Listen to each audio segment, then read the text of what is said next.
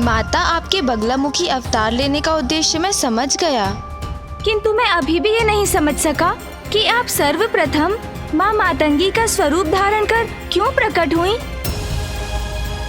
उसका क्या रहस्य था माता? गणेश, समय आने पर ही मैं संपूर्ण ज्ञान देती हूँ, सभी रहस्यों को उजागर करती हूँ। और अब समय आ चुका है कि मैं तुम्हें अपने उस रूप की कथा विस्तार से बताऊं, जिसका रहस्य ज्ञात करने के लिए तुम अति इच्छुक हो। माता मातंगी? माता, हम आपके श्रीमुख से माता मातंगी का रहस्य जानकर अत्यंत कृतार्थ होंगे। गणेश, सृष्टि में अब जीवन और मृत्यु का क्रम स्थापित हो गया था। अधर्मियों को, दुष्कर्मियों को उनके जीवन के उपरांत ही उनके कर्मों का दंड मिलने का विधान भी स्थापित हो गया था।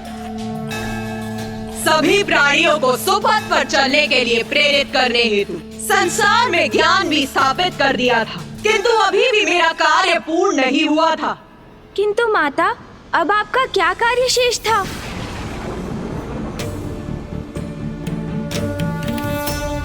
हाँ माँ, बताइए माँ। गूढ़ ज्ञान समझना कठिन होता है गणेश। उसे जन सामान्य तक पहुंचाकर उसका प्रसार करने हेतु उसमें रस का मिश्रण करना अत्यंत आवश्यक था, और ये कार्य एक लेखक, एक कलाकार ही कर सकते थे। और यही कारण था मेरे देवी मातंगी रूप को धारण करने का।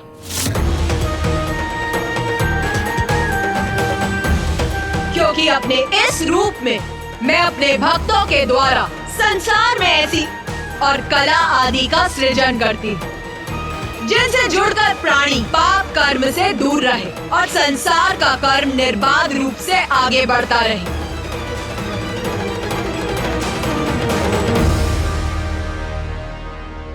माता, अब मैं समझा कि आपने मुझे यहाँ क्यों बुलाया है। मैं तो ध्यान में मग्न था माता। मुझे आभास हुआ कि आप मुझे पुकार रही हैं, और जब आपका स्वर सुनकर मैं यहाँ इस शमशान में खींचा चला आया तो मैं बहुत अचंभित था।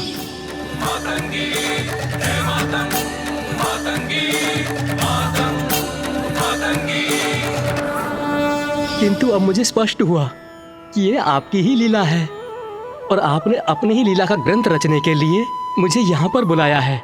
हाँ पुत्र मार्कंडे, मेरी इच्छा है कि तुम मेरी समस्त लीलाओं का विस्तृत विवरण देने वाली पुराण की रचना करो, और उस पुराण का नाम होगा मार्कंडेय पुराण।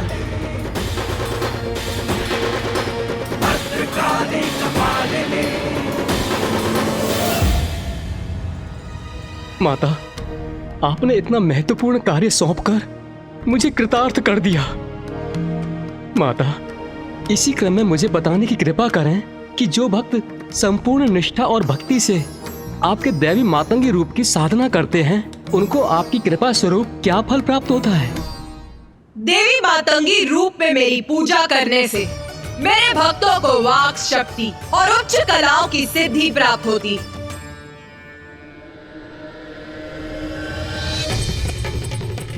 श्यामां शुभ्रां सुबालां त्रिकमलनयनां रत्नसिंहासनस्थां भक्ताभीष्टप्रदात्रीं सुरनिकरकरा सेव्यकञ्जाञ्जुयुग्मां नीलाम्भोजां सुकान्ति निशिचरनिकरा अन्यदावाग्निरूपां पाशं खड्गं चतुर्भिर्वरकमलकैर्खेदकं चाङ्कुशं च। प्रणाम माता।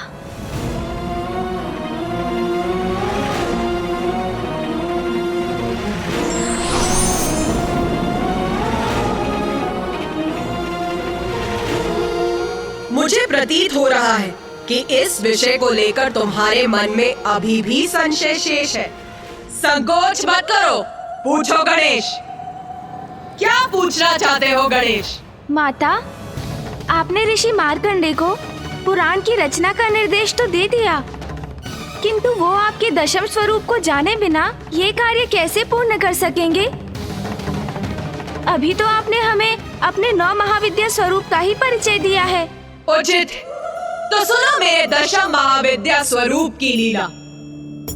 मैंने संपूर्ण सृष्टि का सृजन तो कर दिया था, किंतु अभी भी मेरा कार्य पूर्ण नहीं हुआ था, क्योंकि अभी सृष्टि सभी प्रकार से संपन्न होने के बाद भी श्री के अभाव में अभी भी अपूर्ण थी और संसार में श्री का आविर्भाव हो, इसलिए मैंने अपना दशम स्वरूप देवी कमला के रूप में प्रकट हुई। संसार में श्री का आगमन मेरे देवी कमला रूप के माध्यम से ही हो सकता था, जिसके लिए अब उचित समय आ चुका था। इसीलिए मैंने ऋषि भृगु की पुत्री के रूप में जन्म लेकर संसार में श्री को प्रकट किया। किंतु माता, सृष्टि के लिए श्री इतनी महत्वपूर्ण क्यों है? हाँ माता, ये प्रश्न तो मेरे मन में भी उत्पन्न हो रहा है कि पृथ्वी, अन्य लोक, सूर्य, प्रकृति, जीवन और मृत्यु के साथ तो ज्ञान का महत्व स्पष्ट है, किंतु सृष्टि क्या इतनी सामान्य है कि वो केवल श्री से ही पूर्ण हो सकती है? उत्तम, अति उत्तम प्रश्न पूछा है तुम दोनों ने, जिसका स्पष्ट उत्तर दूंगी। श्री का संबंध मात्र धन संपत्ति से नहीं, उसका अर्थ है सभी प्रकार की समृद्धि, अर्थात उर्वरता, भौतिक और आध्यात्मिक संपदा, ज्ञान, स्वास्थ्य और समूचा कल्याण। मैं समझ गया माता। संपत्ति होने पर भी कोई स्वास्थ्य रहित हो सकता है, धनवान होने पर भी कोई प्रसन्नता से वंचित रह सकता है। श्री का अर्थ है सभी प्रकार की कुशलता और प्रसन्नता, जो सर्वाधिक महत्वपूर्ण है। आप सभी को तो ज्ञात है, शिवाय विष्णु रूपाय, शिवा रूपाय विष्णवे। शिव और विष्णु अभेद, अर्थात दोनों भिन्न भी हैं और दोनों एक भी। इसीलिए समय आने पर ऋषि भृगु ने मेरा विवाह मेरे देवी कमला रूप में महादेव के ही रूप नारायण से किया। किंतु माता, मामा जी की पत्नी तो देवी लक्ष्मी है, तो देवी कमला के रूप में आप उनकी पत्नी कैसे हो सकती हैं? मैं ही शक्ति, मैं ही पार्वती, मैं ही सरस्वती, मैं ही लक्ष्मी, मैं ही महादेव, मैं ही ब्रह्मदेव और मैं ही नारायण हूँ। सभी मुझ में ही है, मुझसे ही है, मेरा ही अंश है। स्मरण करो, सृष्टि का आरंभ मैंने किस प्रकार किया था। दुर्गा क्षमा शिवा धात्री, स्वाहा स्वधा नमोस्तुते। स्वरूपा काली, भवानी भद्रकाली,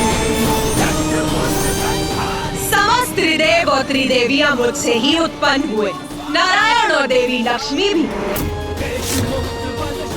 क्योंकि देवी लक्ष्मी कमल पुष्प पर वास करती, इसीलिए उनका नाम कमला पड़ा।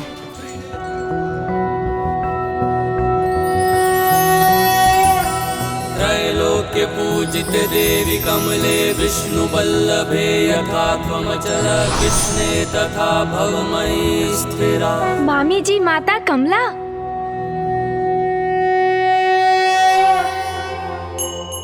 माता, आपके श्री मुख से आपके समस्त महाविद्या के रूपों का विस्तृत वर्णन सुनकर हम कृतार्थ हुए, और अब देवी श्री महालक्ष्मी की कृपा से भी हम लाभान्वित हुए हैं। माता, अब हमें ये भी बताइए कि आपके इस रूप की पूजा करने से आपके भक्तों पर आपकी कृपा किस प्रकार होती है? मेरे अर्थात देवी कमला के रूप में माता संसार की श्री अर्थात देवी लक्ष्मी के रूप में होती हैं, किंतु श्रीहीन होने का अर्थ है कांति से रिक्त होना। श्री के अभाव में सभी धन, संपत्ति, विद्या आदि व्यर्थ है, वे शीघ्र ही नष्ट हो जाते हैं। संसार को श्रीयुक्त करने हेतु ही श्री महाकाली मुझे प्रकट करती हैं।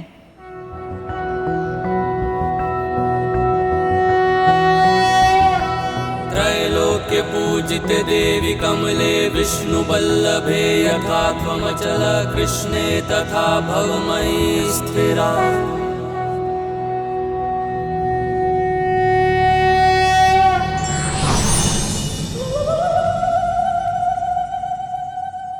इस प्रकार मैं अपने महाविद्या स्वरूपों के माध्यम से संसार का सृजन करती और उस संपूर्ण अवधि में महादेव मेरे साथ होते। वो शक्तिशाली हैं क्योंकि उनकी शक्ति मेरे रूप में उनके साथ होती।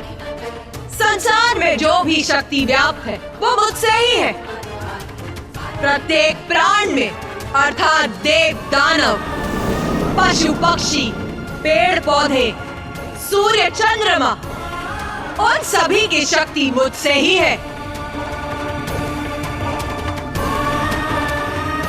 उन सभी के कण कण की शक्ति मैं ही हूँ। मुझसे ही ये संसार है।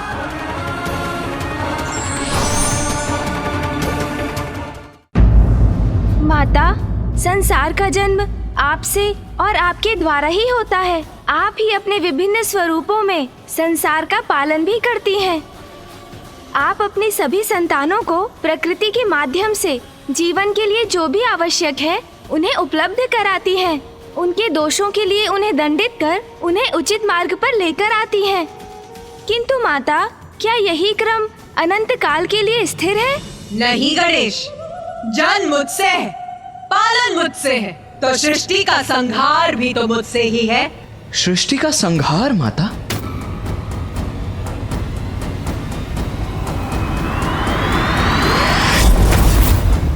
मनुष्य हो अथवा असुर, प्रत्येक लोक में सभी अपनी महत्वाकांक्षा को सिद्ध करने हेतु संघर्ष का मार्ग अपनाते हैं। छोटी छोटी बातों पर जहाँ असुर एक दूसरे का ही संहार करने लगते हैं, वही ऋषि मुनि अपने को सर्वोच्च सिद्ध करने हेतु भगवान की पूजा छोड़कर अस्त्र शस्त्र उठा लेते हैं।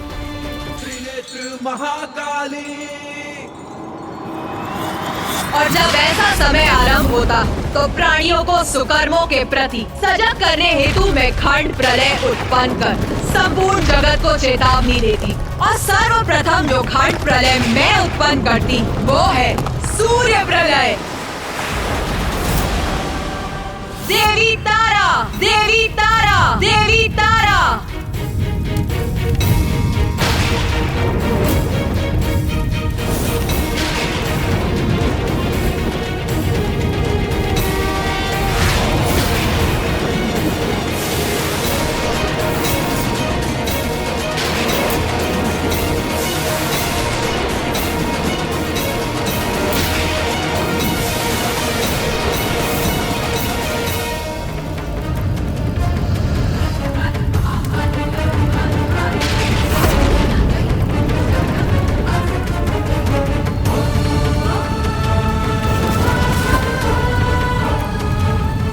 संसार को प्राण शक्ति प्रदान करते हैं, तो उनमें समाहित विषाक्त वायु संसार के जीवों का नाश भी करती।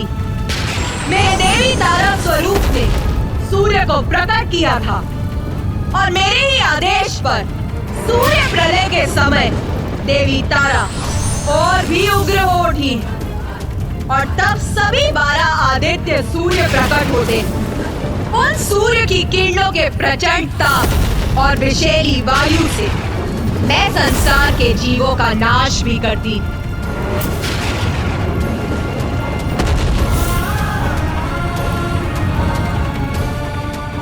धर्म का पालन और धर्मोचित मार्ग पर चलना ही उचित है। उन्हें ये स्मरण कराने और समझाने हेतु मुझे कभी कभी अकाल जैसी प्राकृतिक आपदाएं उत्पन्न करनी पड़ती हैं।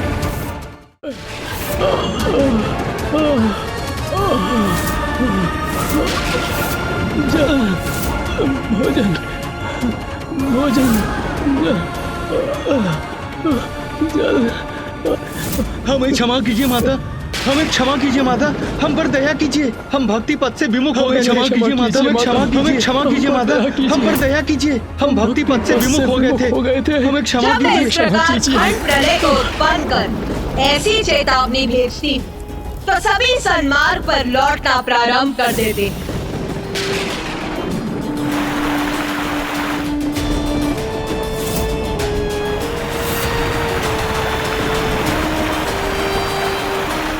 इस प्रकार मैं सृष्टि में अनुशासन, सुव्यवस्था और शांति स्थापित कर देती हूँ, किंतु उसे दीर्घ अवधि तक स्थिर रखना अधिक कठिन है। वो किसी न किसी कारण से भंग हो ही जाती है। मनुष्य पुनः अपने पथ से भटक जाते हैं और मेरे क्रोध को जागृत करने का कारण बनते हैं।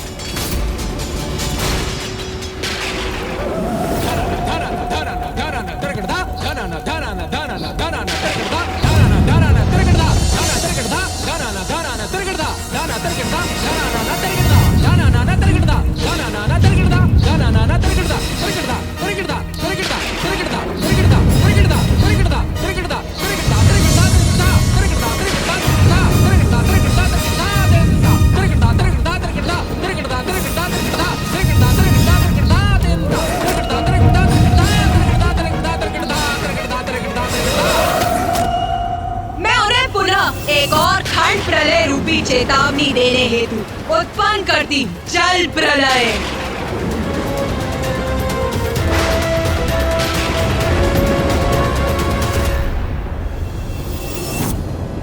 इन खंड प्रलय के रूपों में मैं ये चेतावनी भेजती तो कुछ प्राणी उससे उचित पाठ सीखकर अपने भीतर सुधार लाकर सदाचार के पथ पर अग्रसर होते, किंतु कुछ ऐसे भी होते जो इतने पर भी सद्मार्ग पर नहीं लौटते।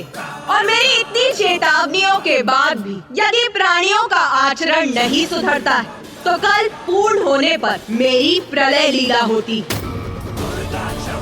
जिसमें पृथ्वी का विनाश आरंभ होता है, प्रकृति का अंत हो जाता है और प्रकृति के बिना पृथ्वी पर जीवन का भी अंत हो जाता है।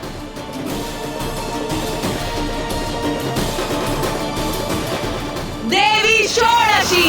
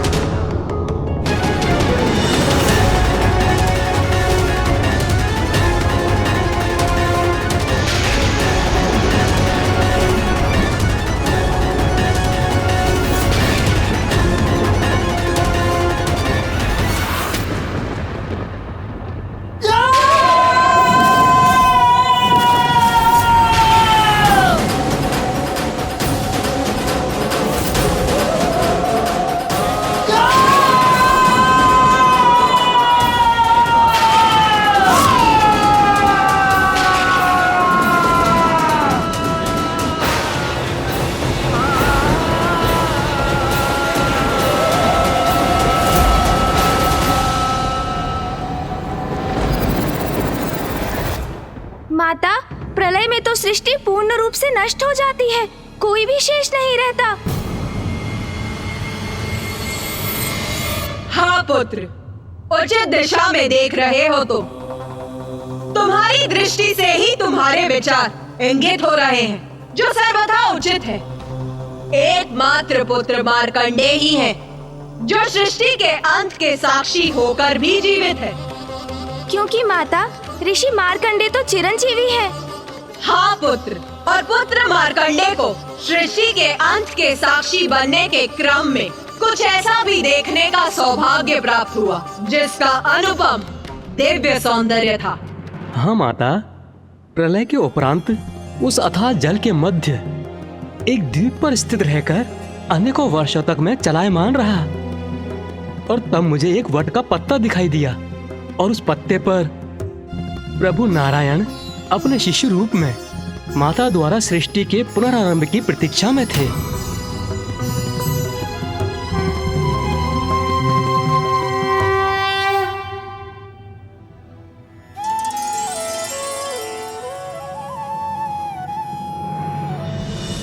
जब ऐसा दिव्य दृश्य उत्पन्न होता है तब मैं पृथ्वी का पुनः सृजन कर सभी जीवों में प्राण भरती, और जब 4 युग बीत जाते हैं और मनुष्य सुपथ से भटकने लगते हैं तो मैं विभिन्न संकेतों से उन्हें पुनः सावधान करती, और फिर कल्पांत में प्रलय के माध्यम से मैं सृष्टि को पुनः नष्ट करती, और यही क्रम सदैव चलता रहता है। और फिर एक समय ऐसा आता है जब मैं पूर्ण विनाश करने का निर्णय लेती, और तब महाप्रलय उत्पन्न होती। महाप्रलय? हाँ पुत्र, अभी तो तुमने प्रलय के विषय में सुना, किंतु इससे भी भयंकर और विनाशकारी होती है महाप्रलय, जिससे सभी कुछ नष्ट हो जाता है।